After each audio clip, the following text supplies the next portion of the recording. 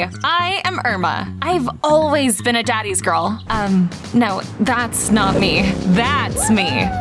Mom left right after I was born, so I was raised by my dad. And you know what?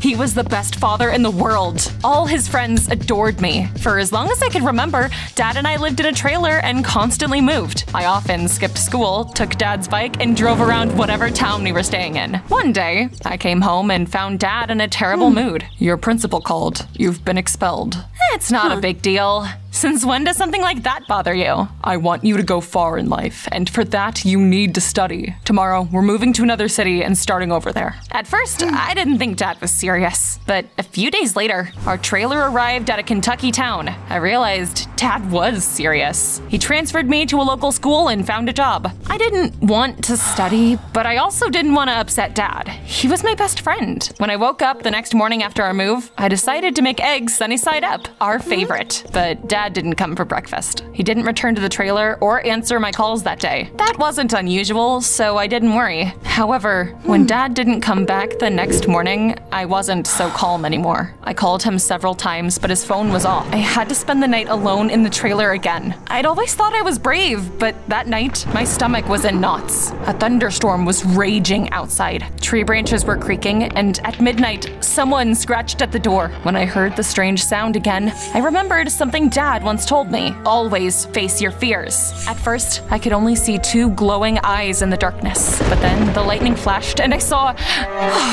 it's just a dog. I let the poor thing in and treated him to a couple of cutlets. The dog laid down on our mat and immediately fell asleep. In the morning, Dad still hadn't come home and my heart sank. I'd run out of food and I only had a couple of bucks left. Hey buddy, you wanna explore the town with me? I walked around the city and showed Dad's photo to all passerby. He had a pretty distinct appearance, so if someone had seen him, I was sure they'd remember him. Unfortunately, everyone I talked to only shrugged. Then I met a weird girl. As soon as she saw me, she stopped dead in her tracks and stared at me with her mouth wide open. Samantha? Hey, stop! I ran after the dog and found myself in an alley. What's gotten into you? There were hamburgers in the bag. My stomach rumbled. Well, the passerby had probably long left, so I came back home in the evening, sat by the trailer, and called all the hospitals in the city. But Dad wasn't in any of them.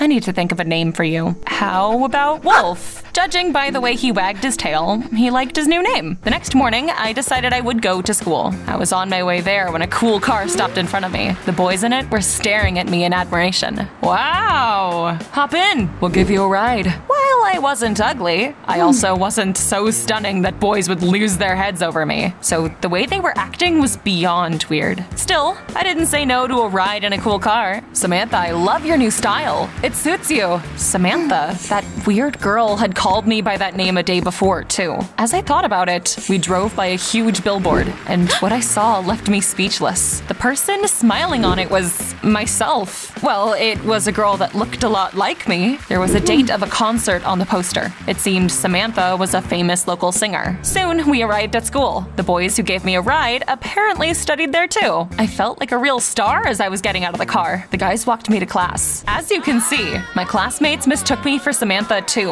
I wasn't sure if I should play along. Everything was happening so fast. But please, sign my t-shirt! I'll never take it off. I didn't know what Samantha's signature looked like, so I just drew a heart. I got sushi for you! Pretending to be Samantha was gonna be so much fun. I felt like a real school queen the whole day. However, I was worried out of my mind because I still didn't know where Dad was. I discreetly Googled what to do if someone went missing while in class. Almost all the articles agreed I should go to the police. So, I decided to stop by a police station after classes. But when I was walking by a gorgeous white limousine in the school parking lot, the girl I'd seen in the city got out of it. Samantha, you're back! She grabbed my arm and dragged me into the car. I didn't know what to do when you disappeared. We'll have to pay a huge penalty if you don't perform at the concert. Well, it's okay. I'm back now. Her gaze suddenly fell on my wrist. You're not Samantha. You don't have her birthmark. She got me, but I wasn't bothered at all. Bingo, you're right. She stared at me with huge eyes. I had to snap my fingers in front of her face to make her come back to her senses. You look so much alike. I can't believe it. I'm Kira, Samantha's agent and best friend. Kira said that Samantha recently fought with her boyfriend Zach and went hiking in the mountains to recover. She hadn't been in touch in days. If she doesn't perform at the concert in a few days, it will ruin her reputation. Irma, please help me. Kira asked me to act like Samantha until she'd got back. I was usually up for adventures, but that was too much even for me. Fooling my classmates was one thing, but deceiving a whole city was surely crossing a line. I'll pay you. I'll do anything you want. Anything I want? Now that was an idea. I told Kira my dad was missing, and I asked her to find out what happened to him. You can count on me. We agreed that I would stay at Samantha's house for the time being. Her parents were away, so I only had to trick the butler. Soon, I arrived at the posh mansion with my huge dog in tow. Check this out, Wolf. Can you believe people live like this? Good evening, miss. I'm glad to see you back. Howdy. Will you walk me to my room? Of course, miss. When I walked into my room, I was actually stunned. It was several times bigger than our entire trailer. Even Samantha's walk-in closet was bigger than my home. Soon, I got hungry and went to the kitchen to get a snack.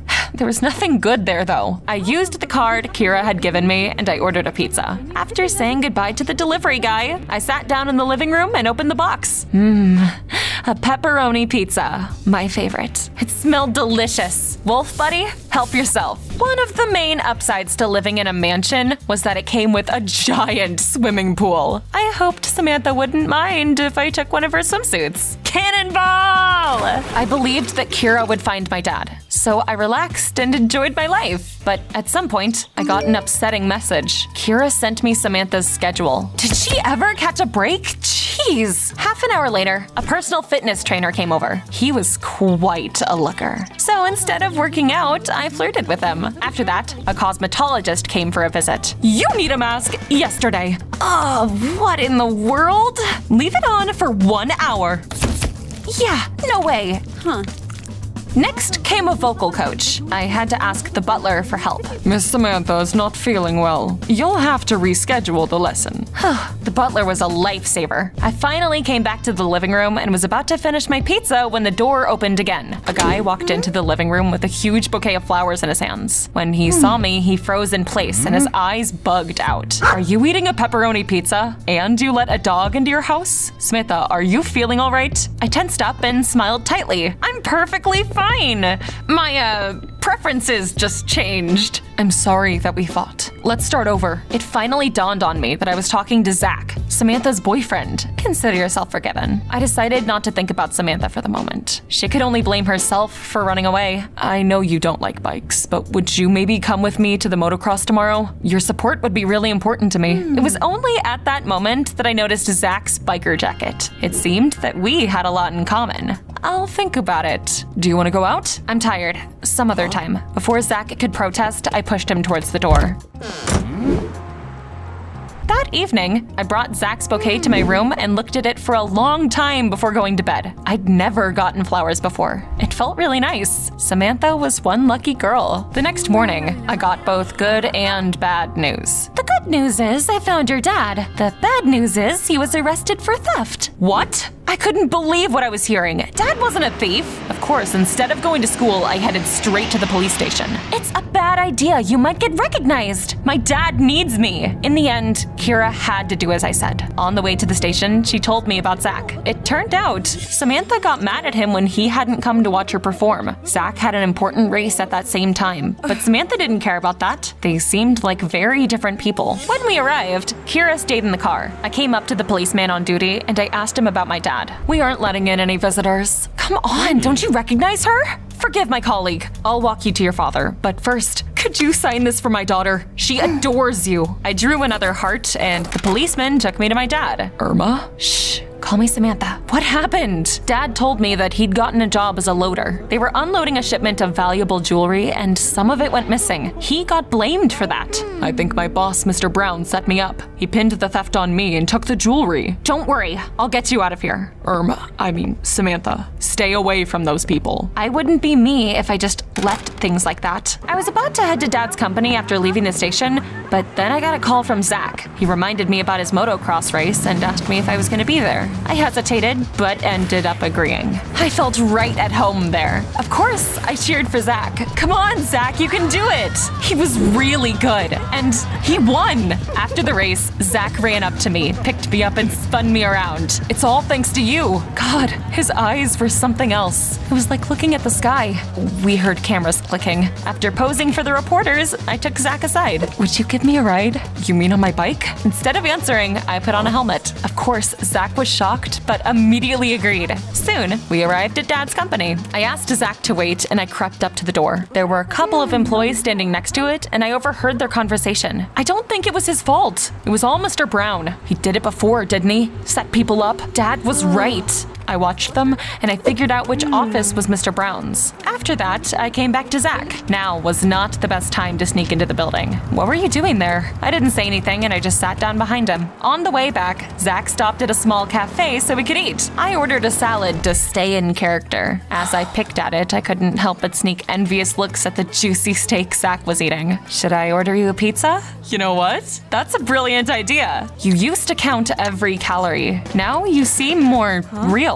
And I like it. Are you saying I used to be fake? Zach turned red as a tomato and we both laughed. I was usually the one to drive the bike, but sitting behind Zach and hugging him from the back was very nice. I felt like he was my soulmate. Oh. Falling for him was a terrible idea. The next morning, Kira came over to the mansion. She looked at me the same way Puss in Boots looked at Shrek and clasped her hands together pleadingly. The concert is the day after tomorrow and I still haven't managed to reach Samantha. Irma, please take her place. Are you kidding me? I'm not a singer. All you'll need to do is lip sync and dance. But it's a live concert. Trust me, no one will notice anything. I tried to refuse, but there was no stopping Kira. We arrived at a rehearsal. Kira showed me the recordings of Samantha's dances, and I tried to move like her. You're doing great. We rehearsed all through the day, and by the evening, I was exhausted. But instead of resting, I went to Dad's company. It was time to expose Mr. Brown's crimes. There was no one around. Mr. Brown's office was on the 3rd floor. I saw a fire escape next to its window. My palms were sweaty. Gusts of wind were shaking the staircase, but I continued to climb up. Mr. Brown's window was slightly ajar. He was pacing around his office and talking to someone on the phone. I'll sell the jewelry to you for 15 grand. Seemed like Mr. Brown had found a buyer for the jewelry he'd stolen. I'll meet you in 2 hours. Wow, I was really freaking lucky. I memorized the time and the place at the meeting and headed back downstairs. Of course, no cops would have believed me if I was just Irma, but Samantha was a celebrity. When I came to the station, I found the policeman who'd asked me for an autograph. Thanks for the information. We'll definitely check it out. The next morning, Dad called me and said he'd been cleared of all charges.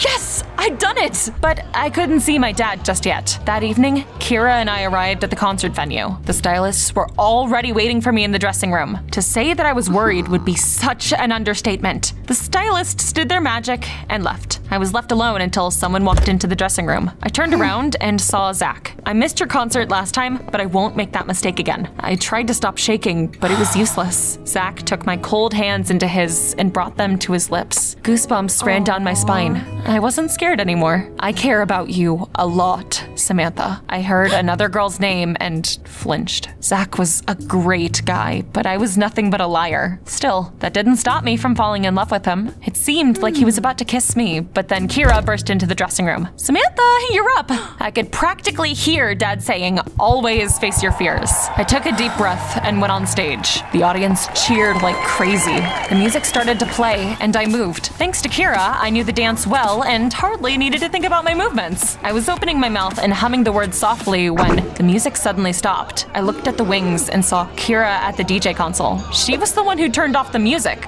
But why? I thought that I was done for, but then I heard Samantha's voice again. I quickly recovered and I kept performing. Luckily, the audience hadn't noticed anything. Once I got backstage, I saw the real Samantha. She was the one who'd kept singing after Kira had turned off the music. Kira, why the heck did you do that? It's not what you're thinking, isn't it? You found a girl that looks like me and used her to humiliate me. I've seen the photos from the motocross race. You even lied to my boyfriend. Kira turned red as a lobster and suddenly went ballistic. Because everyone thinks you're a star and no one ever notices me, even though I do all the work. You're nothing without me! While they were shouting at each other, I was looking at Zach. He seemed gloomy and confused. Eventually, Samantha threw her arms around his neck. Zach, I was so stupid! Let's start over. At that moment, I felt really out of place. The show was over. Everyone had taken off their masks. I turned around and left. Deep down, I hoped Zach would try and stop me, but he didn't. Wolf and I came back to the trailer. I knew we couldn't stay in that city. Everyone would keep mistaking me for another girl. So I asked my dad to move again. I promise, this time things will be different. Dad agreed and we moved to yet another city. I stopped skipping school and my grades improved. Dad found a good job and didn't get in trouble again. Dad, Wolf, and I were happy in our little trailer, but sometimes I felt sad when I thought about Zach. One day, there was a motocross race in our new city and bikers from dozens of cities were taking part in it. Naturally, I did too. I took the lead on the second lap. There was only one biker who could keep up with me. Come on, I'm so close. We were both declared winners in the end. We took our helmets off at the same time, and as I stared at Zach, my heart was pounding like crazy. Could it really be him? Can I treat you to a pizza? I like pepperoni, I remember. Zach took my hand and led me to a cafe to celebrate our victory. It turned out, Zach had broken up with Samantha shortly after that concert. He tried to find me, but Dad and I had already moved. Zach and I are both about to graduate from high school. He visits me every weekend. Not everyone is lucky enough to meet their soulmate, but I am. What about you?